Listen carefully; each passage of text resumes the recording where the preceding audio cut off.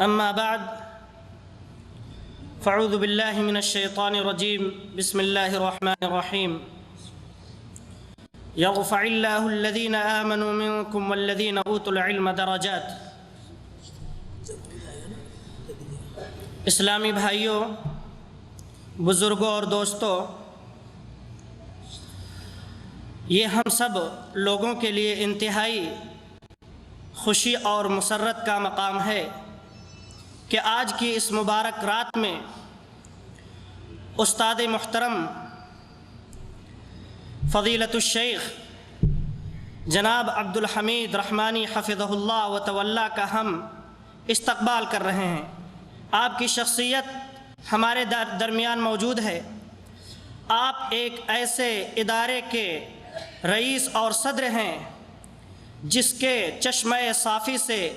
میں نے سیرابی حاصل کی ہے۔ میں آپ کے سلسلے میں اگر کچھ کہوں تو سورج کو چراغ دکھانے کے مانند ہوگا، لیکن اتنا کہہ دینا کافی ہوگا کہ آپ کے علمی خدمات سے پورا ہندوستان اور بیرون ہند لوگ بھی مستفید ہو رہے ہیں۔ آپ نے جو ادارہ مرکز ابوالکلام آزاد للتوعیۃ الاسلامیہ کے نام سے، یعنی Abul Kalam Azad Islamic awakening centre کے نام سے جو مرکز قائم کیا ہے، اس کی شاخیں دہلی کے اندر بھی اور بیرون دہلی بھی متعدد شاخیں کام کر رہی ہیں، اور طلباء کی ہزاروں طلباء کی ایک بڑی تعداد استفادہ کر رہی ہے، اور اس کا ایک نمونہ میں بھی آپ کے سامنے ہوں۔ اور یہ کہہ دینا نامناسب نہ ہوگا کہ آپ جن کی آواز ہندوستان سعودیہ عربیہ کے اندر سن رہے ہیں، یعنی سید معراج ربانی حفظہ اللہ و تولیٰ، وہ بھی آپ کے قائم کردہ چشمہ صافی سے سیراب ہوئے ہیں، اور زبان و بیان کی طاقت اللہ تبارک و تعالیٰ نے اس مرکز سے ان کو عطا فرمائی ہے۔ فضیلت الشیخ عبدالحمید رحمانی حفظہ اللہ و تولیٰ کا تعلق ہندوستان کے مشہور صوبے یو پی سے ہے، اور ہندوستان کے یو پی کے مشہور شہر سدھارتھ نگر یعنی بستی سے ہے۔ آپ کی علمی شخصیت کے سلسلے میں کچھ نہ کہتے ہوئے میں آپ کو اور شیخ کو چھوڑ رہا ہوں۔ انشاءاللہ تبارک و تعالی آپ اس کا اندازہ لگا لیں گے۔ بالخصوص آپ کی مہارت اور آپ کا فن جو ہے وہ تاریخ ہے، اور وہی عنوان آپ لوگوں کے سامنے آپ شیخ منتخب کیا گیا ہے، یعنی بر صغیر ہند و پاک کے اندر اشاعت اسلام کیوں اور کیسے، یہ سوالیہ موضوع تھا۔ انشاءاللہ تبارک و تعالی آپ شیخ سے مستفید ہوں گے اور شیخ کے علم سے فائدہ اٹھائیں گے۔ ہم اللہ تبارک و تعالی سے دعا کرتے ہیں کہ اللہ تبارک و تعالی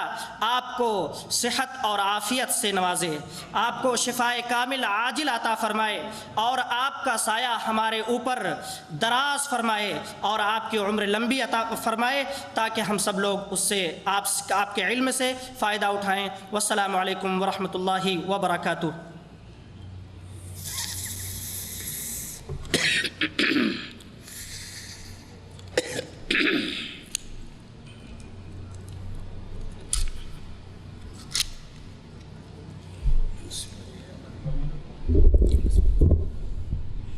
السلام علیکم ورحمۃ اللہ وبرکاتہ۔ الحمد للہ نحمده ونستعینه ونستغفره ونعوذ باللہ من شرور انفسنا ومن سیئات اعمالنا، من يهده الله فلا مضل له ومن يضلل فلا هادي له، واشهد ان لا اله الا الله وحده لا شريك له، واشهد ان محمدا عبده ورسوله، اما بعد فإن خير الحديث كتاب الله وخير الهدي هدي محمد صلى الله عليه وسلم، وشر الأمور محدثاتها وكل محدثة بدعة وكل بدعة ضلالة وكل ضلالة في النار۔ أعوذ بالله السميع العليم من الشيطان الرجيم۔ وَلْتَكُن مِّنكُمْ أُمَّةٌ يَدْعُونَ إِلَى الْخَيْرِ وَيَأْمُرُونَ بِالْمَعْرُوفِ وَيَنْهَوْنَ عَنِ الْمُنكَرِ، وقال الرسول صلی اللہ علیہ وسلم بلغوا انی ولو آیہ۔ علماء کرام جعلیات کے پرچم تلے یہاں رہنے والے مختلف علاقوں کے مختلف مسلمانوں اور نو مسلموں میں اسلام اور صحیح اسلامی تعلیمات کی دعوت و تبلیغ کا فریضہ انجام دینے والے احباب اور وہ سارے حاضرین جو یہاں کے ماحول میں آ کر صحیح اسلام کو سمجھنے کی کوشش کرتے ہیں اور جس ماحول سے وہ آئے ہیں، جو ماحول عام طور پر مختلف قسم کے تعصب لسانی، جغرافیائی اور مختلف افکار و خیالات کے تعصب میں گھرے رہتے ہیں، جو علاقے وہاں سے آنے کے بعد ہمارے ان دوستوں کو جو آتے تو ہیں کام کرنے کے لیے، ملازمت کے لیے اور اپنی معاشی حالت درست کرنے کے لیے، حلال روزی میں برکت حاصل کرنے کے لیے، لیکن یہاں آنے کے بعد اس زمین میں جو رسول اکرم صلی اللہ تعالیٰ علیہ وآلہ وسلم کی سرزمین ہے، جہاں کی اصل زبان رسول اکرم صلی اللہ علیہ وسلم کی زبان ہے، صحابہ کرام کی زبان ہے، قرآن پاک کی زبان ہے، بلکہ اگر آپ یہ کہیں کہ پورے دین اسلام کی زبان ہے، یعنی عربی، جس میں قرآن اترا، جس میں صحابہ کرام رضی اللہ عنہم اجمعین نے دین کو سمجھا، اللہ کے رسول صلی اللہ علیہ وسلم نے سمجھایا، اور سلف نے پورے طور پر کوشش کی کہ یہ زبان محفوظ رہے۔ پوری دنیا کی مختلف زبانیں مختلف ادوار سے گزریں اور انہوں نے اپنی اصلیت، اپنی بنیادیں کھو دیں۔ 100 سال پہلے کی انگلش جو ہے، یا 100 سال پہلے کی فرینچ، یا 100 سال پہلے کی المانی زبان، یا کوئی اور بھی ہو، 100 سال کے بعد اس طرح بدلتی ہے کہ اس دور کے افسانے، ادبی شہپارے، کتابیں سمجھی نہیں جاتی۔ لیکن یہ زبان جو رسول اکرم صلی اللہ علیہ وسلم کی بعثت کے پہلے سے عرب دنیا میں، جزیرہ عرب میں موجود تھی، جس میں اسلام کے پہلے کے جاہلی شعراء نے اپنے اہم دواوین، اپنی اہم کتابیں چھوڑیں، اور پھر رسول اکرم صلی اللہ تعالیٰ علیہ وآلہ وسلم کے جلوے میں تربیت پانے والے صحابہ کرام، چاہے وہ جزیرے کے ہوں یا جزیرے کے باہر کے ہوں، انہوں نے پورے طور پر فیض اٹھایا اور کوشش کی کہ ہر طرح، ہر شکل میں اس زبان کو سیکھیں، تاکہ قرآن جو اس زبان میں اترا ہے اور قرآن کی شرح و تفسیر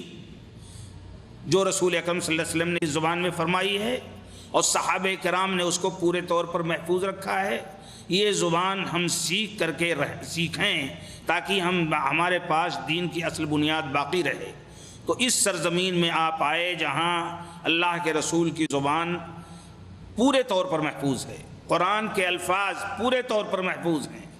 پورے 1425 سال اللہ کے رسول کی وفات، اللہ کے رسول کی ہجرت کو، اور 1415 سال رسول اکرم صلی اللہ علیہ وسلم کی وفات کو ہو گئے، اور اگر نبوت کی مدت اس میں شامل کر لیجئے تو کوئی 1500 سال سے کچھ زیادہ مدت گزر گئی، لیکن قرآن پاک کا ہر حرف، رسول اکرم صلی اللہ علیہ وسلم کی حدیث پاک کا ہر جملہ اور ہر حرف اسی طرح محفوظ ہے، معانی کا سمندر لیے ہوئے۔ اور آج بھی اگر کوئی دین کو سمجھنا چاہے، کوئی اسلام کو پر چلنا چاہے اور اس کی نشر و اشاعت کرنا چاہے تو عربی زبان کے بغیر وہ نہیں سمجھ سکتا ہے، نہ چل سکتا ہے۔ ابن تیمیہ نے اقتضاء الصراط المستقیم میں اور اپنی دوسری کتابوں میں بہت کھل کے لکھا ہے کہ جو شخص عربی زبان سمجھتا ہو، اس کے بولنے کی قدرت رکھتا ہو، اس کے لیے یہ جائز نہیں ہے کہ عربی زبان کے علاوہ کوئی زبان استعمال کرے، اس لیے کہ ہم مجبور ہوتے ہیں ترجموں کے ذریعے اللہ کی کتاب سمجھنے پر، ترجمانیوں کے ذریعے رسول اکرم صلی اللہ علیہ وسلم کی حدیث پاک سمجھنے پر۔ اب اگر ہم بچپن ہی سے اپنے بچوں کی صحیح تربیت کریں اور ان کو یہ بتا سکیں کہ دین چونکہ موقوف ہے عربی زبان پر، اور اصولی مسئلہ ہے یہ کسی بھی شریعت کا کہ جس چیز کے بغیر دین کو نہیں سمجھا جا سکتا ہے اس چیز کا سمجھنا بھی واجب ہے۔ تو عربی کے بغیر پوری دین کو ہم نہیں سمجھ سکتے۔ لہٰذا جس حد تک طاقت ہے، جو لوگ باہر سے آئے ہیں، بڑے ہو گئے، اب زبان کی وہ مشق یا زبان پر وہ قدرت ان کو نہیں ہو سکتی، وہ عبرت حاصل کریں، یہاں مسجدوں کو پکڑیں، مسجدوں میں قرآن پاک کی تلاوت کریں، علماء سے سمجھنے کی کوشش کریں،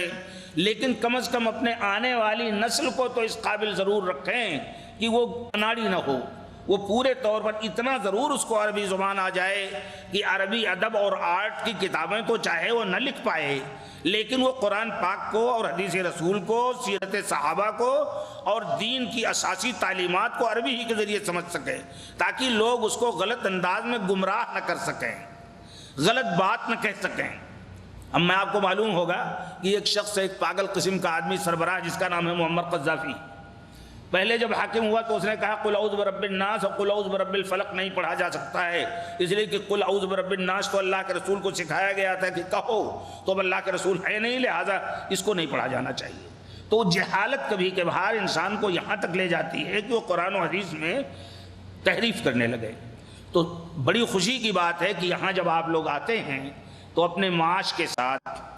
اپنے اپنے فن، اپنے اپنے تخصص، اپنی اپنی صلاحیتوں کے اعتبار سے آپ یہاں زندگی گزار کے اپنی روزی، حلال روزی کمانے کی کوشش کرتے ہیں، وقت دیتے ہیں، مصیبتیں برداشت کرتے ہیں، ڈانٹ ڈپٹ بھی برداشت کرتے ہیں، کبھی کبھی آپ کو احساس ذلت بھی ہوتا ہے کہ کاش یہ ہمیں لوگ ذلیل نہ کرتے، لیکن یہ سب برداشت کر کے آپ دو پیسہ حلال کمانا چاہتے ہیں تاکہ لوٹ کر جب اپنے یہاں جائیں تو اپنے بچوں کی صحیح تربیت کر سکیں، اپنے بچوں کو حلال روزی فراوانی کے ساتھ کھلا سکیں، اپنے بچوں کی تعلیم و تربیت کا انتظام کر سکیں۔ یہ جیسے آپ یہ کرتے ہیں، اسی طرح یہاں آنے کے بعد خود آپ کوشش کیجئے کہ اسلام کو براہ راست سمجھ سکیں، دین کو سمجھ سکیں، قرآن پاک جیسے اترا ہے اسی اعتبار سے قرآن کو سمجھ سکیں، قرآن کی جو تفسیر اس کے اولین مخاطب محمد الرسول اللہ صلی اللہ علیہ وسلم نے کی ہے، اپنے قول کے ذریعے، اپنے فعل کے ذریعے، اپنے عمل کے ذریعے وہ صحیح تفسیر آپ سمجھ سکیں، اسی عربی زبان کے ساتھ سمجھ سکتے ہیں۔ تو ہمیں یہ خوشی ہے کہ یہاں جالیات کے ذریعے آپ کے لیے جو ایک مشن آپ کے سامنے رکھا گیا ہے اور اس میں اپنے یہاں کے مختلف زبانوں کے پڑھنے پڑھانے والے لوگ آئے ہیں اور وہ کوشش کرتے ہیں کہ آپ کی زبان میں قرآن پاک کو اچھی طرح پیش کر سکیں کہ ہے کیا چیز قرآن، حدیث رسول۔ تو یہاں کے ماحول کو آپ روزی کے علاوہ ایمانی روزی سے بھی آباد کریں۔ جیسے آپ ریال کمائیں، ڈالر کمائیں، اسی طرح ریال اور ڈالر سے زیادہ بڑی چیز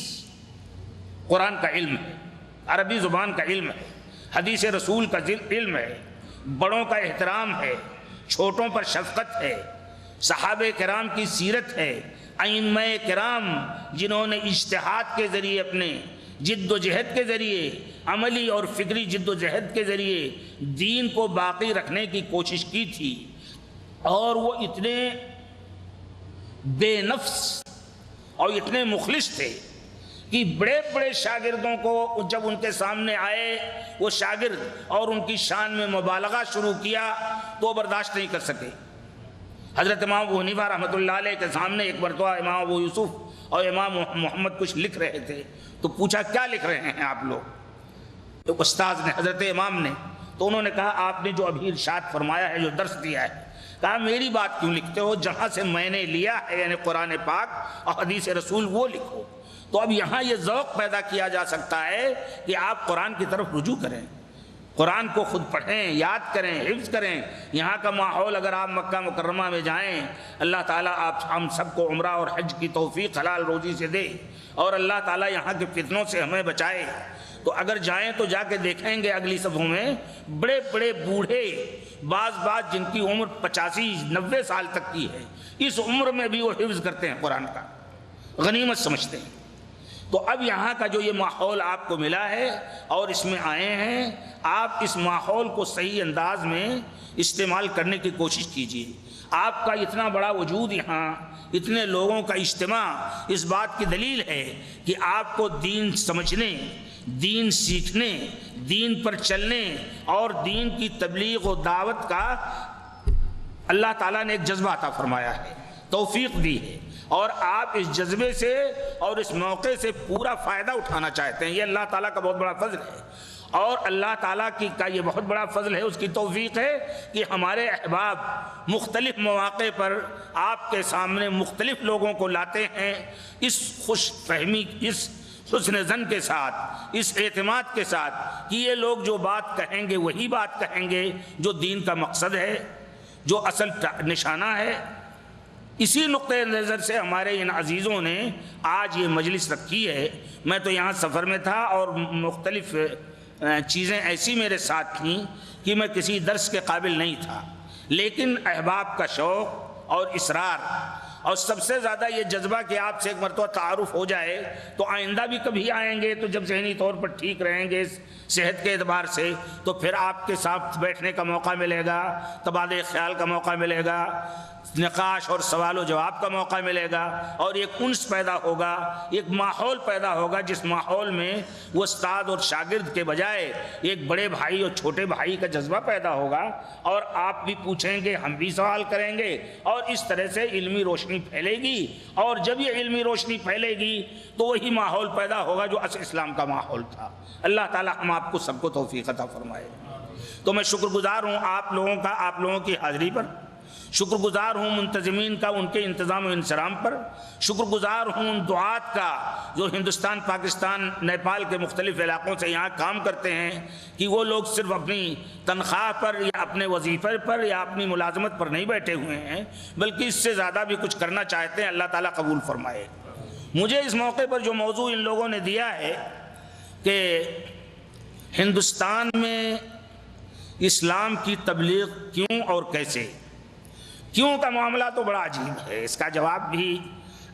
دیتے ہوئے شرم محسوس ہوتی ہے۔ اگر ہمارے پاس ایک نقد سودا ہے تو آخر اس کو چھپا کر کے اپنے پاس رکھیں گے۔ ایمان اگر ہمارے دل میں موجزن ہے، اگر ہم اللہ کی وحدانیت پر ایمان رکھتے ہیں، اس بات کا ہمارا عقیدہ ہے کہ اللہ تعالیٰ اکیلا ہے، اس کے نام، اس کی صفات، اس کے کمالات میں اس کا کوئی شریک نہیں، اور چونکہ وہی خالق ہے، وہی مالک ہے، وہی رازق ہے، وہی آقا ہے،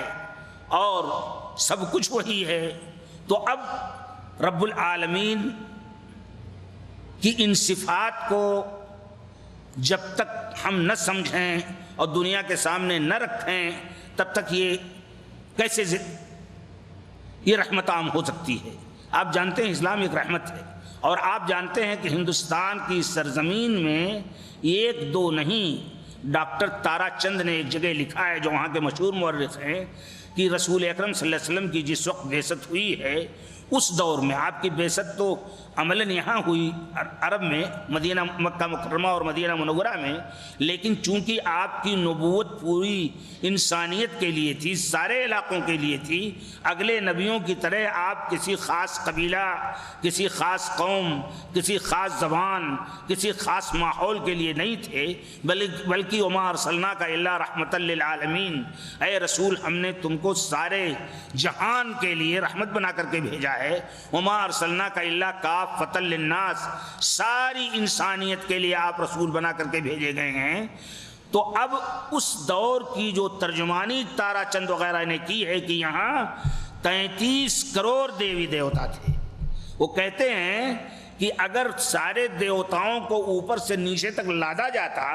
تو وہ آسمان تک پہنچ جاتے، پورے طور پر پوری فضاؤں کو چھا جاتے، اتنے دیوی دیوتا تھے۔ یعنی ان دیوی دیوتاؤں میں مرد کی شرمگاہ بھی ہے اور عورت کی شرمگاہ بھی ہے۔ ہر وہ چیز دیوی تھی یا دیوتا تھا یا الہ تھا، ہر چیز کو وہ لوگ اللہ کا اوتار سمجھتے تھے جس میں قوت ہو۔ اسی لیے ہندوستان کی فضا میں روپے، مادیت، روپے، پیسے کو معبود قرار دیا گیا پورے طور پر۔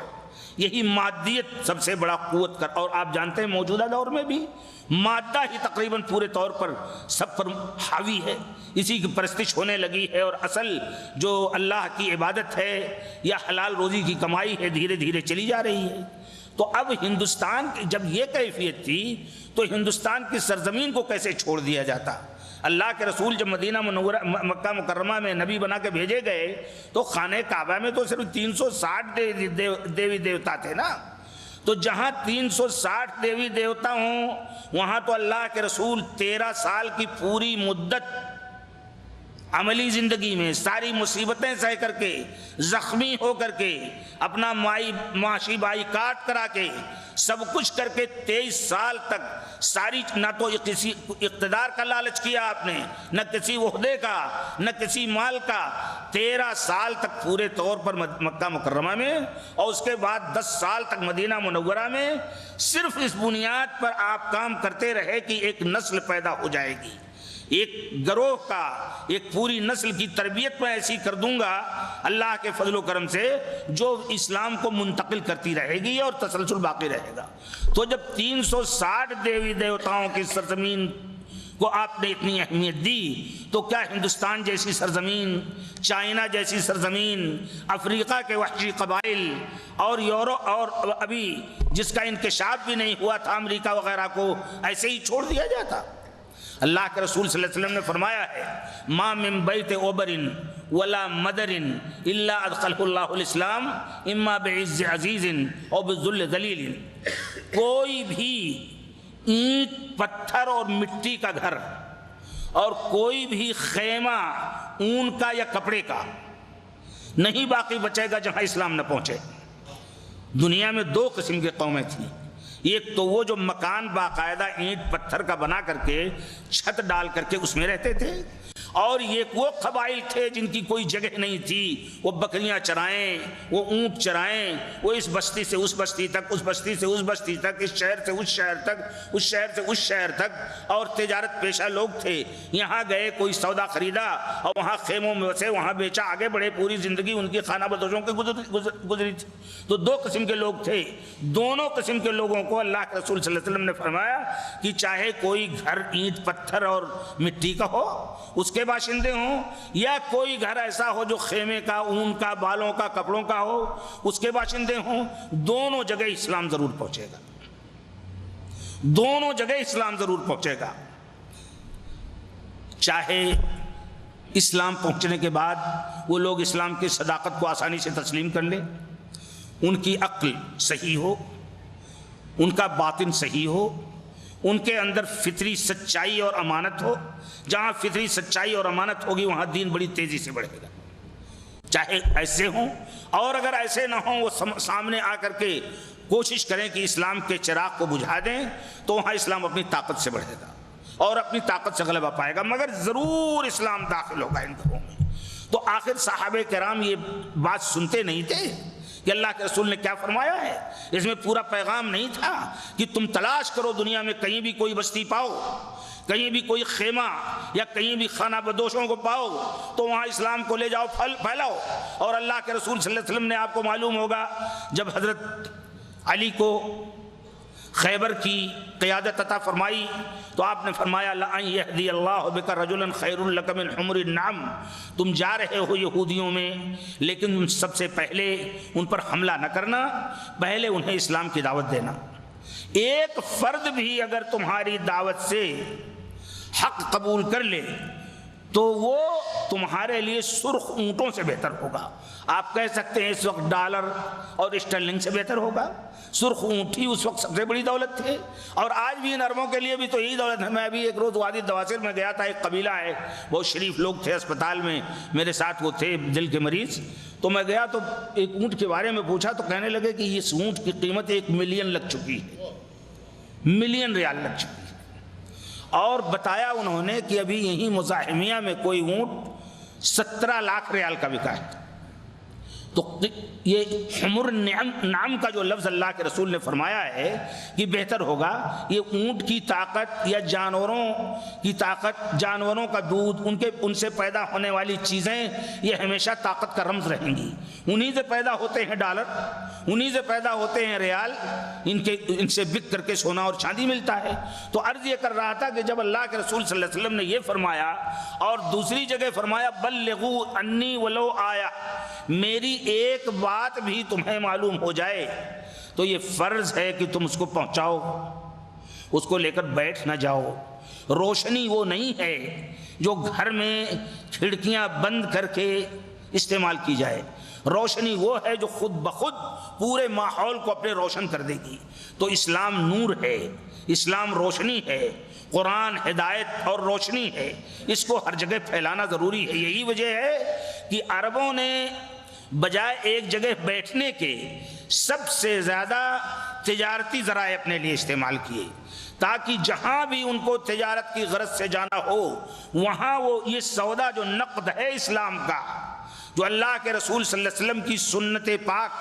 آپ کی سیرت پاک، آپ کے اسوہ پاک اور آپ پر اتری ہوئی آخری کتاب قرآن پاک کی شکل میں موجود ہے، اور جو صحابہ کرام کی تفسیر و تائید کے شکل میں موجود ہے، یہ دین پہنچے وہاں تک. مورخین لکھتے ہیں جہاں قرآن پاک میں سورہ قریش کی تلاوت تو آپ کرتے ہوں گے، لِإِلَافِ قریش إِلَافِهِمْ رِحْلَةَ الشِّتَاءِ وَالصَّيْفِ، قریش کے اندر جو خاص فطرت تھی وہ سردی اور گرمی دونوں موسموں میں مسلسل سفر کرتے رہتے تھے. سردی کے موسم میں تو وہ چلے جاتے تھے یمن وغیرہ کی طرف، اس لیے کہ گرم علاقہ ہوتا تھا، جنوب کا علاقہ، اور گرمی کے موسم میں وہ